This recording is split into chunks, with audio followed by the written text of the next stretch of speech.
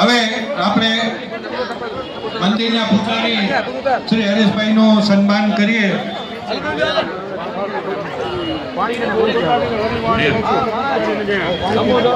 ભગવાન શ્રી રઘુનાથજીના પૂજારી છત્રભુજભાઈ ફૂલનો આપશે અને ડૉક્ટર મુકેશભાઈ ચંદે અને પ્રકાશભાઈ ગાંધી મોમેન્ટો આપી એમનું સન્માન કરશે।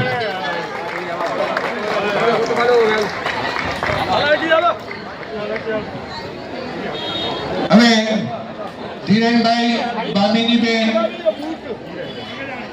મનોજભાઈ અને પ્રવીણભાઈ તૈયાર રહે।